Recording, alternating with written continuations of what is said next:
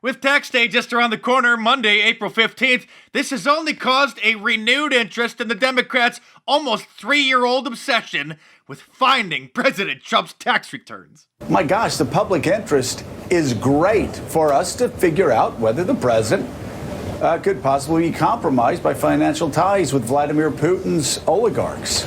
Well, Joe, I think, it's a fair question if the Mueller report or Trump's tax returns are the most sought after piece of paper in America right now. The tax returns I will put on a 10x as far as their importance and consequence versus Mueller.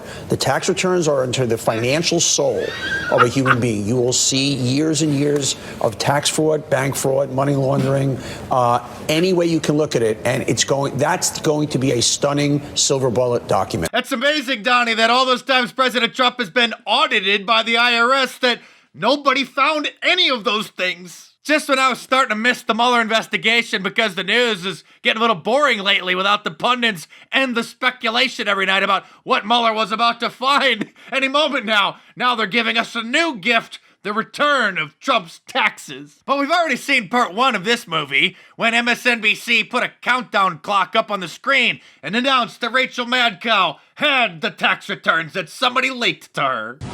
What I have here is a copy of Donald Trump's tax returns. We have his federal tax return for 1 year for 2005. I believe this is the only set of the president's federal taxes that reporters have ever gotten a hold of. What we have are these 2 pages, front and back, from the same 1040 form that you might have filled out when you file your taxes.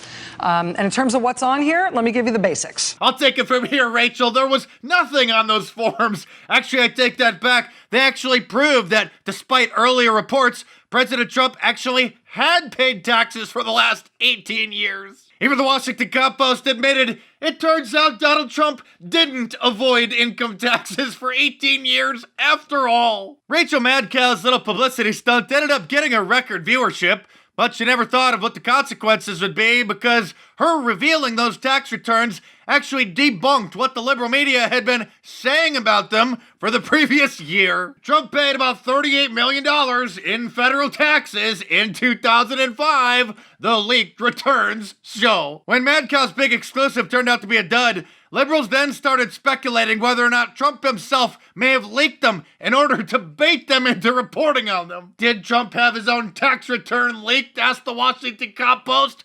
That's the big question after Madcow. But because the Democrats took control of the House of Representatives, because some of you didn't vote in the 2018 midterms, they also chair all of the major committees, which means they have the subpoena power. And they're trying to subpoena Trump's tax returns from the Department of Treasury. And because the Democrat Party is run by morons, they appointed morons as the chairs of all of the committees. And so now Maxine Waters is literally the chairperson of the Financial Services Committee, which is overseeing the banks and the financial industry and the insurance industry and everything. And this is what happened on Tuesday when Treasury Secretary Steve Mnuchin was at one of those committees being chaired by Mad Maxine. If you'd wish to keep me here so that I don't have my important meeting and continue to grill me, then we can do that. I will cancel my meeting and I will not be back here. I will be very clear if that's the way you'd like to have this relationship. Thank you. The gentleman, the secretary, has agreed to stay to hear all of the rest of the members. Okay, Please so cancel your meeting and respect our time. I am Who is next on the list? My foreign meeting. You're instructing me to stay here and I should cancel. No, you just made me an offer. No, I didn't make you an offer. You made me an offer that I accepted. I did not make you an offer. Just let's be clear. You're instructing me. You are ordering me to stay here. No, I'm not ordering you. I'm responding. I said you may leave anytime you want. And you said, okay, if that's what you want to do, I'll cancel my appointment and I'll stay here. So I'm responding to your request. If that's what you want to do. That's not what I want to do. I told you. What would you like to do? What I've told you is I thought it was respectful that you'd let me leave at 5:15. You are free to leave anytime you want. You may go anytime you want. Please dismiss everybody. I believe you're supposed to take the gravel and bang it. That's Please do not instruct me as to how I'm to conduct this committee. Please, gentle lady, the time belongs to the chair.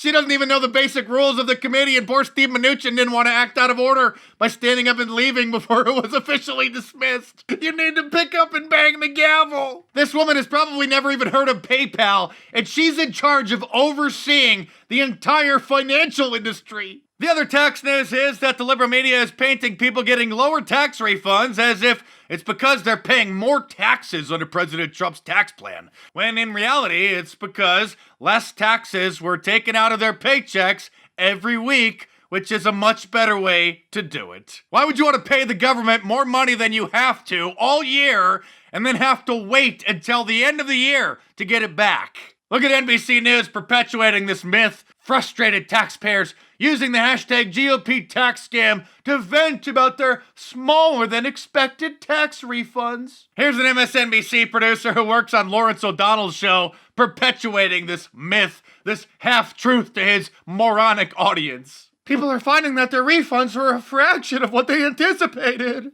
And if you saved a bunch of money for President Trump's tax plan, like most Americans did, I hope you'll consider heading on over to my online store, MarkDice.com, and get one of my awesome shirts, like the new Trump Thug Life t-shirt, or the Trump is Building the Wall shirt, or any of my presidential collections.